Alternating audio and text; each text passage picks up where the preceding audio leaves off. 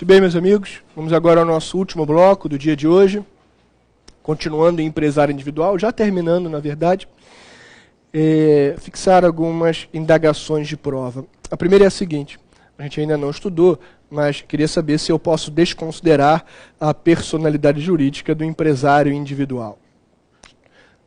Se eu posso desconsiderar a personalidade jurídica do empresário individual. Eu não quero que você saiba a desconsideração, ainda não cheguei nesse ponto. Mas empresário individual bastaria para isso. Vejam, alguns vão dizer assim, eu não posso desconsiderar a personalidade jurídica do empresário individual porque ele não tem personalidade jurídica. Isso é uma mentira. Nós já conversamos e o empresário individual é uma pessoa física e ele tem personalidade jurídica desde o seu nascimento com vida. Se ele está exercendo empresa, ele está vivo. Ele tem personalidade jurídica, então eu não posso falar, olha, eu não desconsidero a personalidade jurídica do empresário porque ele não tem. Isso não existe. São dois os fundamentos que eu não desconsidero a personalidade jurídica desse sujeito aí, cara. O primeiro é o seguinte, eu só desconsidero quando eu enxergo uma pessoa jurídica utilizada de maneira equivocada, seja lá a teoria da desconsideração que você quiser. Mas eu só desconsidero se eu enxergar uma pessoa jurídica utilizada de maneira errada. Ele é uma pessoa física. Mais do que esse fundamento, mas são dois cumulativos, não é? Além desse, de eu não visualizar uma pessoa jurídica e sim uma pessoa física, talvez o maior argumento de todos seja o seguinte, mas veja, para que eu estou falando em desconsideração? Geralmente nós utilizamos a desconsideração para buscar o patrimônio pessoal de um sócio ou algo parecido. Mas ele já responde assim. Ele já responde ilimitadamente. Então, para que eu estou falando de desconsideração? Não tem motivo algum. Então são dois os fundamentos que eu não desconsidero a personalidade jurídica do empresário individual. O primeiro deles é que eu não tenho uma pessoa jurídica sendo utilizada de alguma maneira equivocada. E depois, ele diz, mas para que estou falando isso? Para que eu estou falando em desconsiderar se ele já responde com I? Se ele já responde ilimitadamente, eu não tenho motivo algum para supor a desconsideração, para levantar a hipótese de desconsideração. Então, não, eu não desconsidero o empresário individual, essa é a afirmação correta. Queria deixar claro também que o que estamos estudando hoje, o empresário individual, é totalmente diferente desse sujeito aqui do final, que ainda não vimos. É completamente diferente da Eireli. A Eireli é uma pessoa jurídica. E aí, cuidado. Seu candidato aponte as diferenças do empresário individual para a Eireli. Ah, o empresário individual é uma pessoa física, a Eireli é uma pessoa jurídica. Legal. O empresário individual responde ilimitadamente, a Eireli não, zero. Lembra? Que todo empresário responde com I. O empresário individual é assim e a Eireli também. Não estou discutindo o dono da Eireli, estou discutindo dela mesmo. Então não me venha com esse argumento, porque é um argumento equivocado. Uma é pessoa física, outra é pessoa jurídica, tem tratamentos completamente diferenciados. Enfim, não estou falando da mesma pessoa. Eu já diferenciei empresário de sócio, espero que isso tenha ficado muito claro. Ponto. É isso. Continuando empresário individual, na reta final, talvez a mais importante, para uma área federal, que tantas e tantas vezes já caiu.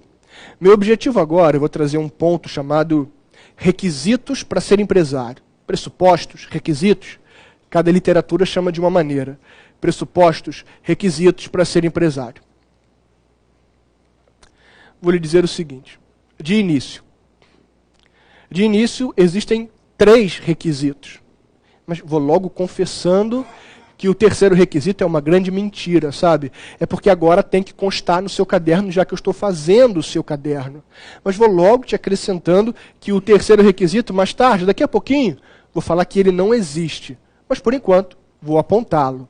3 são os requisitos para ser empresário. Primeiro deles, já estudamos, exercer empresa, 966 do Código Civil. Ele diz, considera-se empresário quem exerce empresa. 3 são os requisitos para ser empresário. Primeiro deles, 966 do Código Civil. Para ser empresário, preciso exercer empresa, preciso exercer atividade complexa, estruturada. Isso nós já estudamos. 2. Segundo requisito. Acabo de anotar, vamos ao segundo requisito.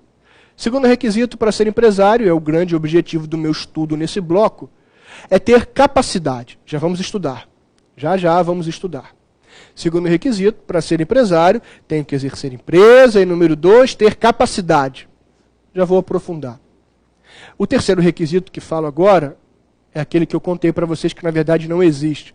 Mas agora eu tenho que ponderar, você tem que apontar no seu caderno para depois entender o fundamento de sua ausência. O terceiro requisito é inexistência de impedimento. Também iremos estudar, calma. Inexistência de impedimento. Repetindo, senhores, o tópico chama-se requisitos, pressupostos para ser esse empresário individual que estamos estudando. 1, exercer empresa. 2, ter capacidade. E, por enquanto, o número 3, inexistência de impedimentos. Vamos estudar o número 2, porque o número 1 já estudamos. 2, capacidade. Isso mesmo. Para ser empresário, eu tenho que ter isso aí, capacidade. Para ser empresário, tenho que ter capacidade. Capacidade, sabemos lá do direito civil, que como regra, com 18 anos completos, eu adquiro a capacidade. Essa é a grande regra. De 18 anos para frente, tenho capacidade e posso ser empresário. Porém, existem exceções no direito civil, no qual eu devo respeitar, que são os casos entre 16 e 18 anos. Esses, o direito empresarial respeita. Repetindo, a capacidade que estou discutindo aqui, como regra, vem a partir dos 18 anos. Porém, enquadro os casos excepcionais do direito civil entre 16 e 18 anos, os casos de emancipação. Os casos de emancipação entre 16 e 18 anos. Essa é a grande regra. Para ser empresário, eu tenho que ter capacidade. Para ser sócio, não. Mas eu não estou estudando sócio. É muito comum nessa hora o aluno ponderar e ficar em dúvidas, mas eu quero deixar claro. A minha filha de 5 anos, a minha sobrinha de 14 anos, eu posso colocá-las como sócias de minha pessoa jurídica. Mas eu não estou estudando requisitos para ser sócio. Eu estou estudando requisitos para ser empresário. Para ser empresário individual, nesse meu exemplo, eu preciso ter capacidade. Acontece o seguinte, nós temos um artigo famosíssimo em prova, o 974 do Código Civil. Complexo, bacana de ser estudado e que cai muito em prova. 974 do Código Civil. Nós vamos estudar aqui a hipótese excepcional de alguém exercer empresa sem ter esse segundo requisito. Veja como vamos construir esse raciocínio. Estamos estudando agora, dentro do segundo requisito, o artigo 974 do Código Civil. O 974 recebe um nome pela doutrina. Ele é chamado de incapacidade superveniente. Vamos lá. Estamos agora estudando, dentro do segundo requisito, o 974, uma coisa chamada incapacidade superveniente. Vai ser uma paisagem excepcional, sabe? Que eu vou tratar a incapacidade. Que fique claro, eu não posso dar início a uma atividade sem capacidade. Mas o 974 vai trazer a paisagem excepcional que a incapacidade vai existir no meio do caminho, sabe? Por isso o nome, incapacidade superveniente. Ela vai acontecer no meio do caminho e temos que nos ajeitar. Incapacidade superveniente é o nome do 974, e, em outras palavras, diz o texto legal. Poderá o juiz, grave isso, poderá o juiz, nos casos de incapacidade superveniente, colocar um representante, um assistente e bola para frente. Deixar a empresa, a atividade continuar. Explico melhor. Um empresário individual, imagine, um empresário individual sofre um acidente e perde massa encefálica. Ele tem graves problemas neurológicos. E ele detém agora uma incapacidade, infelizmente. No meio do caminho, ele era muito bem sucedido. E eu lhe pergunto, vem cá, como ficam os 57 funcionários que ele tem ali e suas famílias? Como vai ficar? Como fica o tributo? É porque tudo isso é importante para a economia. Pois é essa a exceção do 974. Vamos pensar em continuar essa atividade mesmo ele sendo incapaz. Mas lembre-se, o nome é incapacidade superveniente. Olha um outro exemplo. Um empresário individual morre, deixa uma única filha, incapaz. Como ficam os 80 empregados? O tributo? o consumo, a economia, como fica? Vou deixar continuar. Vou botar um representante ou um assistente com esse incapaz e vou deixar continuar. Entenda agora o fundamento do artigo 974. Ele existe com base no princípio da preservação da empresa e sua função social. Esse é o segundo apontamento que faço. O primeiro foi o nome do artigo, incapacidade superveniente. Ela vai acontecer no meio do caminho, porque não poderia no início, lembra? Tem que ter capacidade. Segundo tópico que trouxe foi dizer aos senhores, olha, essa incapacidade tem que ser vista com bons olhos, pensando na preservação da empresa e na função social. Espera lá, coloca um representante, um assistente, e vamos tentar dar continuidade a isso tudo. Essa é a ideia. Deixa continuar. Pode o juiz, colocando um representante ou um assistente, deixar isso tudo continuar. Incapacidade superveniente, preservação e função social. Essa escolha do juiz é complicada, viram? E ele vai ter uma ajuda. Mais um ponto que trago desse artigo. O Ministério Público está presente em todas as etapas desse 974. O Ministério Público está presente em todas as etapas desse 974. Não é assim também, não é? Não posso sair deixando continuar e ponto final. Pera lá, tem que analisar com calma. É um caso delicado. Tem que pensar na preservação, mas também tem que pensar nesse incapaz, ora. Vou pensar nele, fique tranquilo, te trago mais uma observação. Eu deixo continuar, mas fique tranquilo, incapaz. Eu protejo os seus bens pessoais anteriores a essa interdição ou a essa herança, aquela criança, lembra? As hipóteses que trouxe. Então, mais uma informação é a seguinte.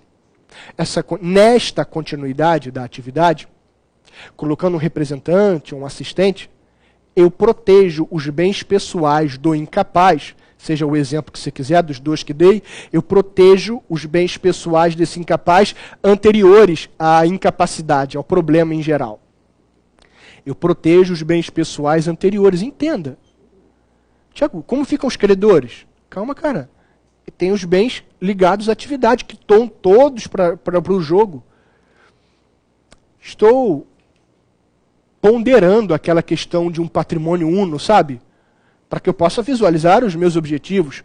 Preservar a atividade e também proteger o incapaz. Então vou ponderar. Vou pegar os bens particulares, os bens pessoais antes da interdição, protejo. Os posteriores e todos aqueles ligados à atividade em qualquer momento estão para jogo. Não vejo prejuízo aos credores. Só queria deixar mais uma coisa clara para trazer mais segurança a vocês nesse 974, dizer que ele não é inconsequente. Olha, o ato desse magistrado é um ato precário, ou seja, pode ser revogado a qualquer tempo. Olha quanta segurança lhe dei. Repetindo, mais uma observação, é dizer que essa continuidade, esse ato do magistrado é um ato precário, ou seja, ele pode ser revogado a qualquer tempo. Entenda o que eu disse até agora. O 974 tem um nome. Ele é chamado de incapacidade superveniente, no meio do caminho. Ele existe baseado no princípio da preservação da empresa e da função social. O magistrado pode dar continuidade à atividade pensando nesses interesses. Mas eu tenho também que proteger esse incapaz. Por isso o Ministério Público participa de tudo.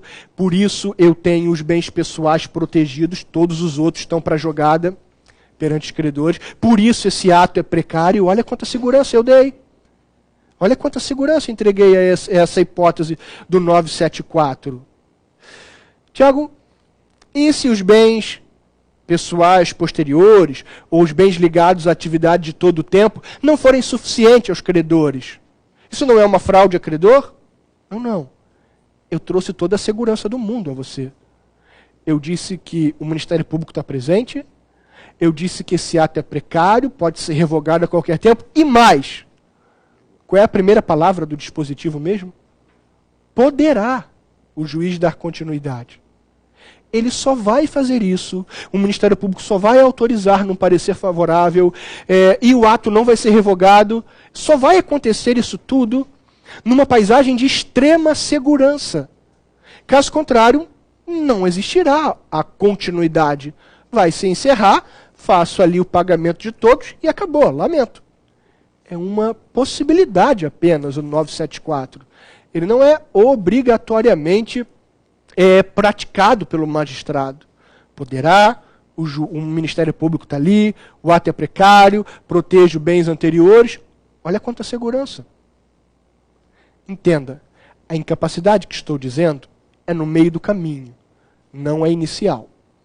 Mas tenho que continuar ainda e trazer mais pontos de prova.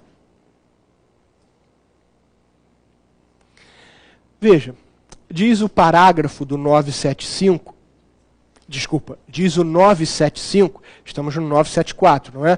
O artigo seguinte, o 975, ele diz assim: muito bem, então eu devo colocar um representante ou assistente. O Tiago morreu, ficou, imagine uma filha dele, ficou a Catarine. Muito bem, a Catarine é incapaz.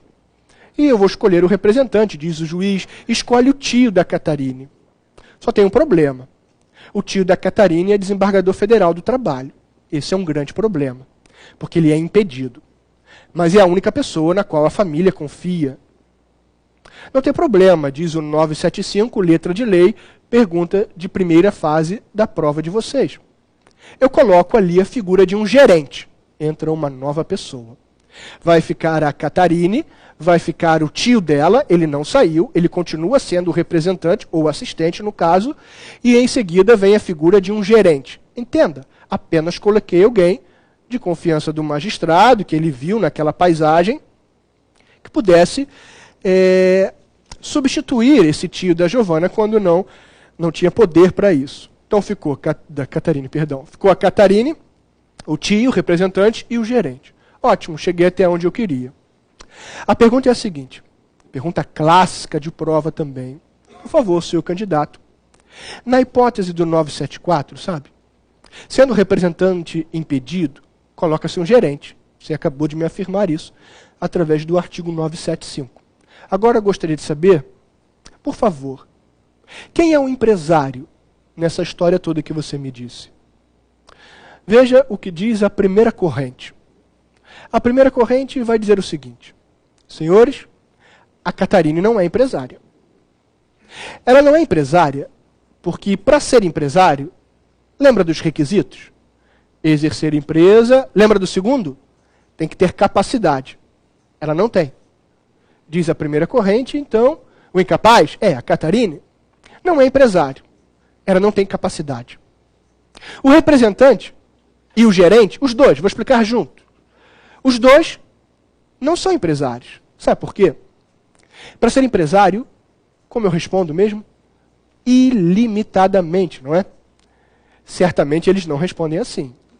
A responsabilidade deles é de mandato no direito civil, sabe?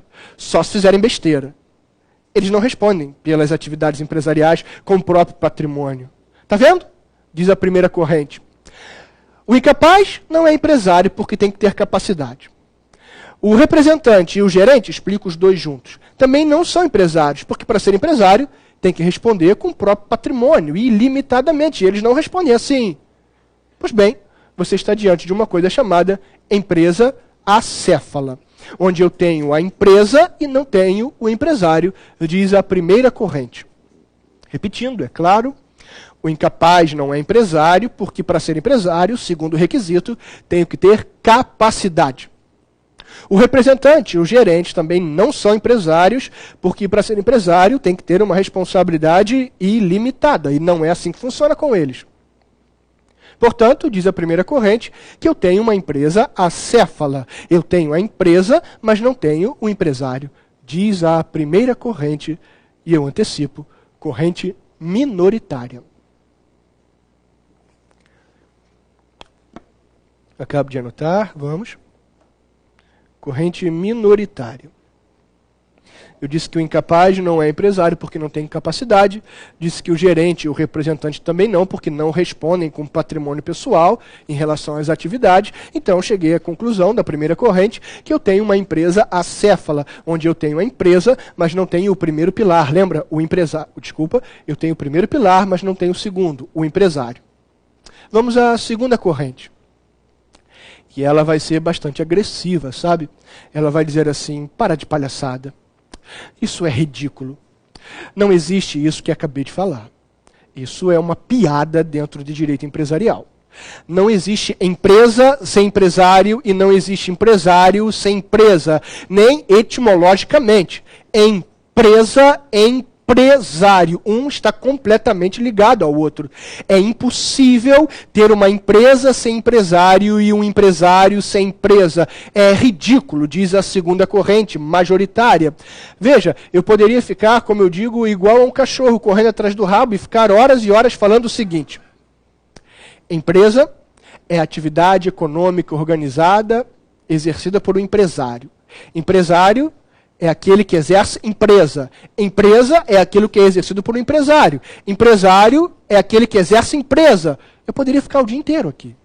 Não existe um sem o outro, entende? Diz a corrente majoritária, é ridículo o primeiro posicionamento. Não existe empresa sem alguém que a pratique. E não existe empresário sem a prática empresarial, sem a prática, sem a empresa. Tudo bem, Tiago, muito bonito tudo isso, uma origem etimológica, muito bem. Mas então me diga quem é o empresário nessa história toda. Vou explicar. Olha, realmente, o representante e o gerente, eles não são empresários, sabe? Porque para ser empresário eu mantenho a minha fala anterior. Eu preciso responder com o meu patrimônio. Eles não fazem isso. Quem responde por essa atividade? É o patrimônio de quem? É o patrimônio do incapaz. Eu apenas protegi bens pessoais anteriores à interdição. Eu não protegi os outros bens ligados à atividade e nem os pessoais depois da interdição. É o incapaz que responde por essa atividade. Muito bem, você está diante de uma exceção ao segundo requisito chamado capacidade. É uma exceção ao segundo requisito para ser empresário individual. É a hipótese famosa do 974. Eu tenho aqui o incapaz como empresário.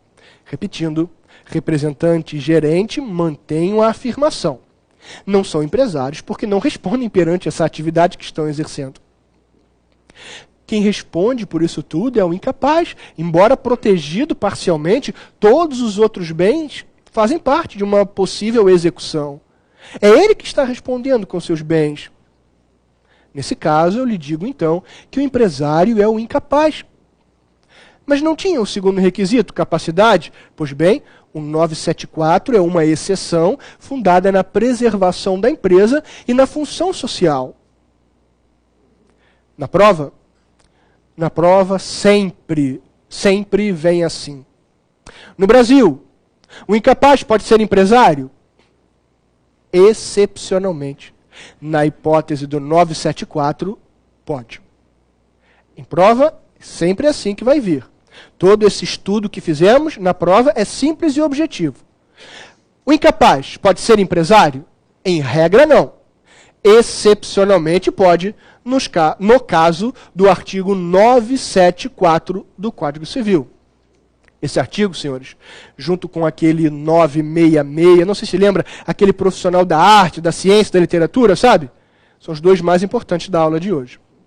966, parágrafo único, aquela história de elemento de empresa. E agora, o artigo 974 do Código Civil. São os dois artigos mais prováveis, de um ponto mais complicadinho de prova, sem tocar em análise jurisprudencial, sabe? Letra de lei. O que tem um nível um pouquinho mais avançado na letra da lei que estudamos hoje, 966, parágrafo único, e o 974.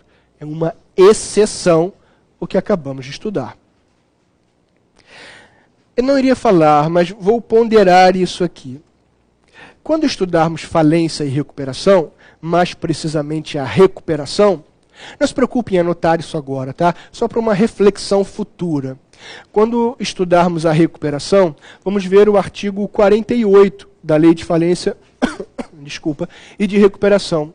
Ele diz assim: para se recuperar, aí traz alguns requisitos. O primeiro é regularidade por no mínimo 2 anos. Para que eu me recupere, eu tenho que ter regularidade por no mínimo 2 anos. Lá, vou dizer para vocês assim, pessoal, menor empresário, sabe? Falência ele pode. Se recuperar, nunca. Matematicamente é impossível. Eu posso começar no primeiro segundo de 16, que quando eu tenho esse primeiro requisito do 48, regularidade por 2 anos, ele já tem 18 anos. Então ele não é menor mais. Vou dizer isso a vocês, sabe? Vou dizer assim, olha, senhores, o menor empresário, ele pode falir. Mas se recuperar é impossível. Ele não consegue ter o primeiro requisito, sabe? Regularidade por 2 anos e ainda se chamar menor. Matematicamente é impossível. Ele pode começar no primeiro segundo de 16, quando ele completa 18 anos, ele já tem 18, ele é maior de idade. Eu não posso afirmar que um menor empresário pode se recuperar. Aí é normal a seguinte indagação em sala de aula. Tiago, lembra lá atrás aquela hipótese do 974? Sim, lembro. Que o incapaz, antes de 16 anos, pode exercer atividade, desde que eu coloque representante ou assistente e tal. Ele é empresário, não é? Menor empresário. E aí, nesse caso? Porque aí dá tempo de completar 2 anos ainda menor. Não vai ter esse caso. Eu não consigo visualizar o cara do 974 em crise financeira. Por isso eu te trouxe toda uma paisagem de segurança. Eu disse, o juiz pode, não é obrigado. O juiz protege bens pessoais e os outros todos para execução. O ato é precário, o Ministério Público tem que estar presente. Não vai existir situação de crise. Não pode existir situação de crise, nem que, muito menos que chegue até uma pergunta sobre recuperação, porque o ato precário do magistrado se faz presente antes disso. O Ministério Público dá um parecer contrário antes disso. Consegue entender o que eu estou falando? Eu puxei você para uma aula de recuperação. E disse, pessoal, tem uma pergunta famosa lá, dizendo assim, menor empresário pode se recuperar? Não consegue. Por mais que ele comece no primeiro segundo de 16, 2 anos, aí ele já tem 18 anos. Esse cara pode se recuperar. Mas afirmar que um menor não consegue matematicamente. Aí você vai levantar o dedo e vai falar assim, mas Tiago, e aquele cara do 974 que pode ter iniciado a atividade antes de 16? E aí vai ter 2 anos e ainda vai se chamar menor, sabe? Não. Esse cara nunca pode passar por uma situação de crise. Não guarda harmonia com o fundamento legislativo do 974. O juiz e o Ministério Público interrompem antes disso aqui acontecer. Eu tenho que demonstrar a vocês agora que o 974 acontece diante de uma extrema segurança para o incapaz e para os credores. Somente diante dessa extrema segurança econômica é que ele vai acontecer. Então eu jamais posso enxergar a figura do 974 numa crise financeira, muito menos numa recuperação e numa falência. Não condiz com toda a intenção que discutimos aqui do artigo 974. Ok? Continuando. Agora eu chego ao terceiro requisito. Eu estou diante do terceiro requisito. Não sei se você lembra. Inexistência de impedimento. Inexistência de impedimento. Impedimento. Impedido. O impedido é aquele que tem uma lei própria dizendo que não pode exercer empresa. O impedido é aquele que tem uma lei específica, uma lei própria, dizendo que não pode exercer empresa. Vocês são assim. Magistratura Federal, Ministério Público Federal, AGU, PFN, delegado federal, todo mundo. Magistrado, defensor da União, defensor estadual, militar. Falido, ninguém fala disso. Falido é impedido. O falido tem uma lei própria, a 11.101. E diz que ele não pode exercer empresa se estiver falido. Poucos falam disso. Repetindo, o impedido é aquele que tem uma lei própria dizendo que não pode exercer empresa. Citei vários exemplos de funcionários públicos. Tem um militar, tem um falido, exemplos que poucos vão citar a vocês, mas são impedidos. O falido tem uma lei própria que impede, a 11.101, de exercer a empresa. Muito bem. Mas me diga, você passa para a prova de magistratura federal e você quer ignorar tudo isso. Quer montar o seu curso preparatório. Nada de sócio. Você, sendo empresário, é a sua escolha. Se isso é um requisito para ser empresário, não ter impedimento, mentira. Veja, você é magistrado federal, vai abrir o seu curso, sendo você o único dono, se enquadrando como empresário individual, vai sofrer sanções. Vai sofrer sanções administrativas, vai sofrer sanções na esfera da minha matéria, empresarial e civil. Cara, se você for militar, vai sofrer até mesmo uma sanção criminal. Mas vai ser empresário. Seu nome? Empresário irregular. Mas empresário, não é? Tá vendo? Diz a corrente majoritária. Não existir, a inexistência de impedimento, não é um requisito para ser empresário, cara. Você pode ser impedido e mesmo assim se chamar empresário. Embora vá ser regular, embora vai passar por situações bem complicadas, na esfera administrativa, na esfera empresarial e até mesmo criminal, dependendo de sua função. Mas vai ser empresário. Empresário irregular, mas empresário. A corrente majoritária, então, vai dizer que não tem essa. O impedimento não me impede de ser empresário. Eu posso, mas vou segurar todas as punições. Que fique ainda mais claro, diferenciando o ato do impedido para o ato do incapaz. Que fique ainda mais claro nessa minha próxima observação. Ato do impedido, o seu ato, é bem diferente do ato do incapaz. Porque o ato do impedido é válido. Todas as pessoas que você contratou para esse curso preparatório, você vai ter que pagar. A conta de luz, a conta da plataforma virtual, você vai ter que pagar tudo isso. Porque o ato do impedido, o seu ato, é válido. Se fosse o incapaz, eu diria que, em regra, tudo bem. Poderia ter a nulidade desse ato. Em regra, tem exceções. Entenda, o ato do impedido é válido. O senhor magistrado que montou esse curso pode pagar o pessoal, você está devendo. É assim que funciona.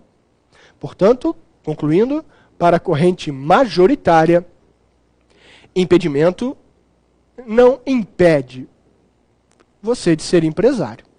Vai sofrer consequências, mas não é um requisito para ser empresário. Mesmo impedido, eu posso ser empresário. Concluindo, requisitos para ser empresário, segundo a corrente majoritária, exercer empresa e ter capacidade. Exceção do segundo requisito, 974 do Código Civil. Ótimo. Faço agora uma ponderação final, antes uma revisão e depois já vou introduzir a aula que vem. Veja onde parei. Aqui comecei esse bloco. Eu perguntei aos senhores se o empresário individual pode ter a personalidade jurídica desconsiderada. E alguns, de maneira equivocada, poderiam até dizer, olha, eu não desconsidero o empresário individual porque ele não tem personalidade jurídica. O que é um grande erro, um grande equívoco. Ele tem. Eu não desconsidero porque eu não vejo uma pessoa jurídica utilizada de maneira errada. Ele é uma pessoa física. E mais, ele já responde com I, não lembra? Ilimitadamente. Não há motivo para desconsiderar. Deixei claro que empresário individual é bem diferente de sócio e bem diferente também de edili. Continuei e trouxe um tópico relevante demais para a aula de hoje. Requisitos para ser empresário ou pressupostos, cada doutrina chama de uma forma. A princípio, 3 são os requisitos. Número 1, eu sou empresário se eu exerço empresa. Número 2, sou empresário se tenho capacidade e para uma minoria. Número 3, sou empresário desde que eu não tenha um impedimento legal. Estudando a capacidade, digo aos senhores que eu tenho, a princípio, de 18 anos para frente. Casos excepcionais, entre 16 e 18. 974 é o grande artigo desse bloco de nossa aula. Ele tem um nome, incapacidade superveniente. Tente lembrar agora o máximo possível. O momento da revisão é esse, é o momento em que você mostra a sua memória para você mesmo, o quanto você, de fato, pode ter absorvido dessa aula. 974 tem um nome, chama-se incapacidade superveniente. A possibilidade de continuar a atividade, continuar. Eu disse que a exceção é a continuidade da atividade. Você nunca pode enxergar um incapaz iniciando, porque é um requisito. A capacidade, a hipótese excepcional é a falta da capacidade no meio do caminho. É o 974, por isso o nome incapacidade no meio do caminho, superveniente. Fundada no princípio da preservação da empresa e da função social, tem a participação do Ministério Público, é um ato precário, pode ser revogado a qualquer tempo, e o patrimônio pessoal desse incapaz anterior a toda a grande problemática está protegido. O resto, tudo para jogada. Mas, Thiago, não seriam poucos os bens voltados aos credores? Se assim for, eu utilizo a primeira palavra para te explicar. Poderá, não é obrigado a acontecer. Se eu tenho pouca quantidade de bens, não vai existir o 974. Se eu não tenho uma vida financeira saudável, vai se encerrar ali a atividade. O 974 não é uma obrigação. Ele pode acontecer, é uma faculdade do magistrado com a participação do Ministério Público. Continuando, eu falei ainda que eu coloco um representante ou um assistente. Se ele for impedido, coloco a figura de um gerente, e aí a grande pergunta de prova: quem é o empresário nessa história toda? Primeira corrente diz que o incapaz não é, porque capacidade é um requisito para ser empresário. Diz também que o representante e o gerente não são empresários porque não respondem com seu próprio patrimônio, não respondem ilimitadamente. Então estaríamos diante da empresa acéfala, o que é ridículo. Sinceramente, a corrente majoritária é a outra. Não existe empresa sem empresário. Estamos diante de uma exceção à tal capacidade. É uma exceção bastante importante, baseada na preservação da empresa e na função social. O empresário aqui é, de fato, o incapaz. Não o representante, não o gerente, porque eles não respondem com seu próprio patrimônio. E, por último, cheguei ao terceiro requisito: inexistência de impedimento. Inexistência de impedimento não é motivo, na verdade, para não ser empresário. Eu posso ter um impedimento, uma lei dizendo que não posso exercer empresa, e mesmo assim faço dessa maneira. Embora tenha que segurar todas as sanções, mas de fato vou me chamar empresário, até porque ato do impedido é diferente do ato do incapaz. Vejam, na aula de hoje, por enquanto, nós estudamos empresa, estudamos também empresário e o empresário individual de maneira aprofundada. Agora, eu vou apenas introduzir a aula que vem, o estudo do segundo empresário, sociedade. Sociedade, empresário. Entenda o seguinte, para que você possa compreender e saber o que está por vir. No Brasil, senhores, eu tenho duas espécies, dois tipos de sociedade. De um lado, a sociedade simples. E do outro lado, as que eu quero estudar, as sociedades empresárias. A sociedade simples importa para o direito civil, não para mim.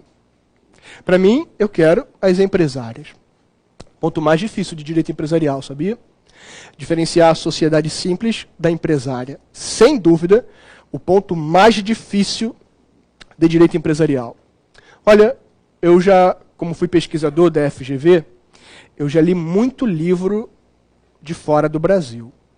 Eu já estudei a maioria da doutrina italiana, toda a doutrina nacional, relevante, é claro. Já estudei grande parte da doutrina italiana, já fiz pesquisas em Portugal, por equiparação à França, alguma leitura norte-americana, muito fraca nesse ponto. Nenhuma delas vai lhe trazer a diferença de sociedade simples para empresária. Nenhuma, muito menos a nacional. O que faço aqui é trazer o máximo possível de informações. O máximo que você pode pegar numa doutrina ou em vários livros é o seguinte. De um lado, sociedade simples. Sociedade simples é algo simples. Certa essa afirmação. Não está incompleta nem errada. Sociedade simples é algo simples. Sociedade empresária é algo complexo, estruturado, organizado. Vou melhorar. Sociedade simples tem pessoalidade. Melhorei. Quando vou trazer um exemplo clássico. Sociedade simples, um consultório médico. Meu exemplo de toda a minha aula. E da literatura empresarial, é assim, é esse exemplo.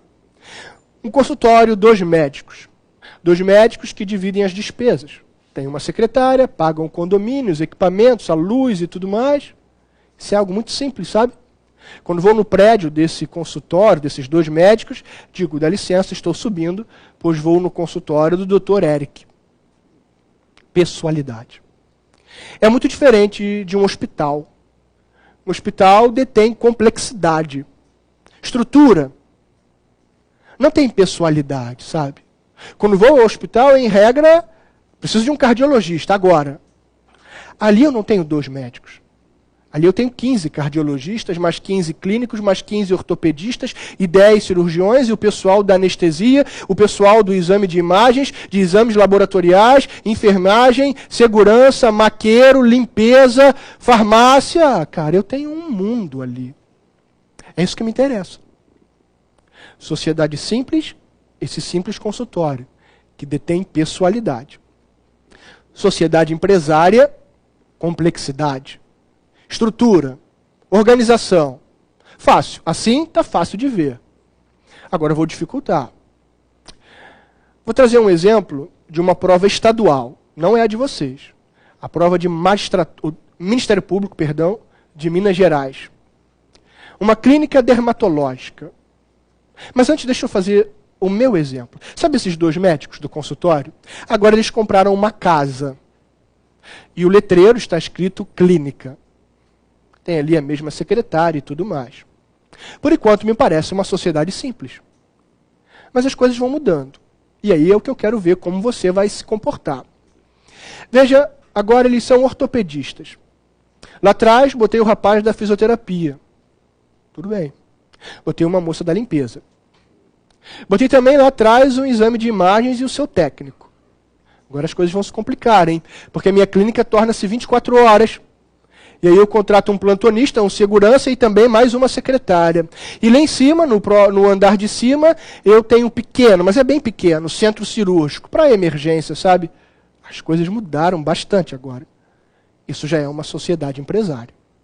A prova de Minas Gerais, que não é a de vocês, só como exemplo, ela trazia uma clínica dermatológica. E ela dizia assim, numa clínica dermatológica, vírgula, onde se realizam pequenos procedimentos cirúrgicos, pronto, está aqui. O que eu quero lhe dizer é que o consultório estava fácil, o hospital fácil, mas a clínica não é fácil. Ninguém vai saber precisar para você. Eu não sei. O maior doutrinador italiano não vai saber. O brasileiro também não, o seu examinador de prova também não. O que eu quero te dizer é que nessa interseção, alguma palavra você vai ter que procurar. Alguma coisa demonstrando complexidade ou simplicidade, ele vai ter que colocar na prova. Na prova de Minas Gerais, a palavra que trouxe a complexidade foi pequenos procedimentos cirúrgicos. Não estou falando aquelas pintinhas que a gente tira no consultório de dermatologia, não.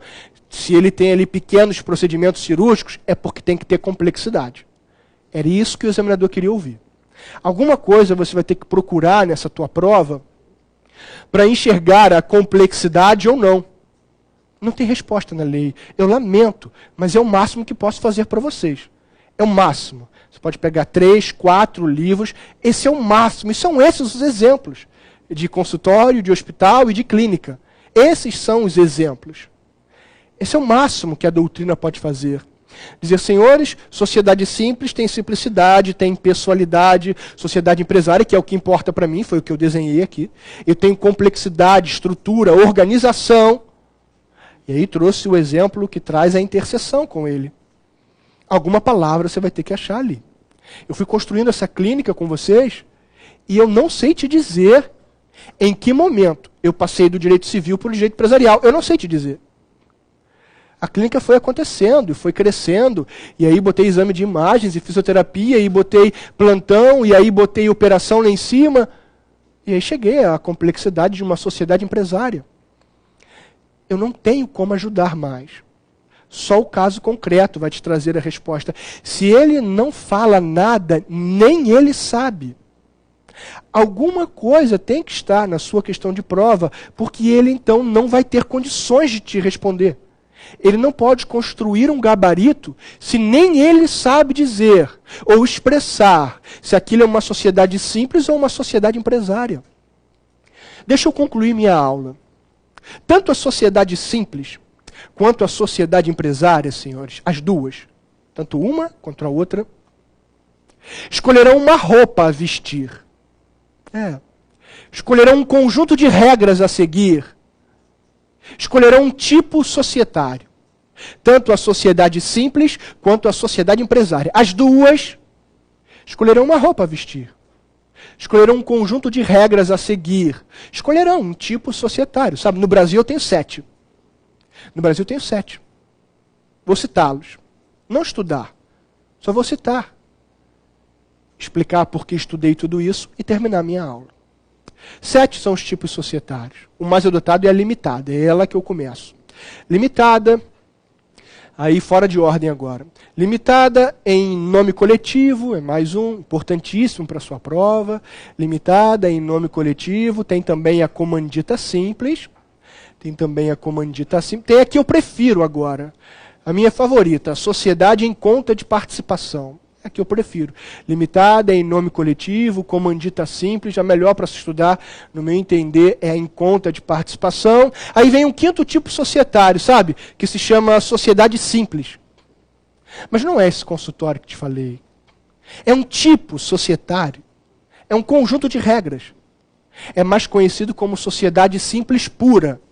É um conjunto de regras. Chamado sociedade simples. Mais conhecido como sociedade simples pura. Foi até o número 5, faltam 2. Então foi limitada em nome coletivo, comandita simples, em conta de participação, a sociedade do tipo simples, simples pura, faltam 2. Esqueci, mentira. As 2 da 6404. A lei das sociedades por ações, sabe? Não é a lei da sociedade anônima. Ali eu tenho 2, cara. A sociedade anônima, protagonista, é verdade, mas tenho também a comandita por ação. Pronto. Esses são os 7 tipos societários do Brasil. Tanto a simples quanto a empresária podem escolher. Mas cuidado. Faço 2 observações. Sabe os 2 tipos societários que falei por último? A sociedade anônima e a comandita por ação? Os 2 tipos societários daquela lei, da 6404. Então, essa lei, cara, ela é complexa demais, sabe? É uma lei complexa demais para caber em algo simples, como aquele consultório. É isso que quero lhe dizer. As 2 últimas roupas que lhe falei, sociedade anônima e comandita por ação, lamento informar, mas não cabe naquele consultório. Veste apenas o hospital. O que eu quero dizer é que os 2 tipos societários da 6404 serão sempre empresárias. Falta só mais uma observação para eu terminar tudo isso. Repetindo, os 2 últimos tipos societários, os da lei 6404, eles são complexos demais, sabe? Para caberem em algo simples como o consultório, eles só vão servir para o hospital. Eu digo, serão sempre sociedades empresárias. Agora, sabe o 5º tipo societário? Aquela simples pura, cara, é justamente o contrário. O tipo societário, o conjunto de regras, chamado simples pura, é o contrário. É simples demais para caber naquele hospital, sabe? Esse tipo societário do número 5, simples pura, só cabe no consultório. Só cabe no consultório, sabe? Uma sociedade empresária não pode escolher esse tipo. É isso que quero dizer. Pronto. Só ponderando agora.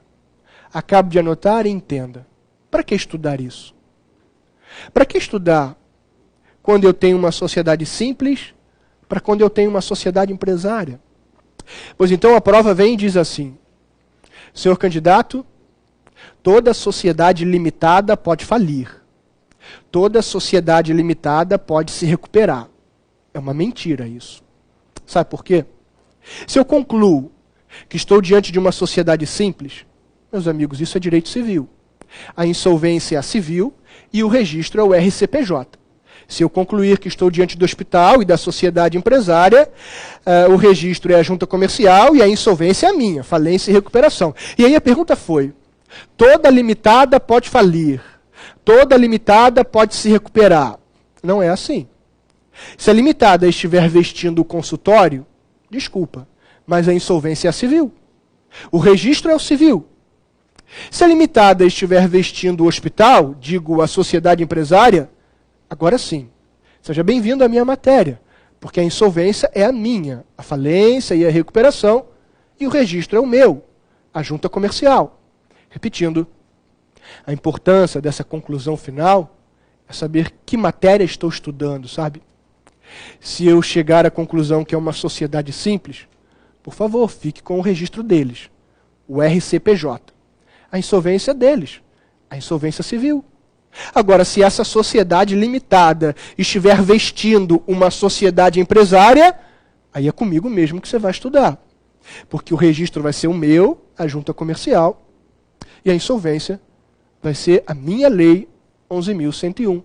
Pode falir e pode se recuperar. Não é toda limitada que pode falir e se recuperar. Se ela estiver vestindo o consultório, a sua insolvência é a civil. Tudo bem? É isso. Por hoje é só. Meus amigos, foi um prazer conhecê-los. Espero que a gente tenha uma jornada de muito sucesso, de muito estudo, de muita amizade. Contem sempre comigo. Saiba que eu estou à sua disposição no Facebook, que já falei, não é? Tiago Karapetkov. E sempre também através do querido curso ênfase. Tá bom? Foi um prazer conhecê-los.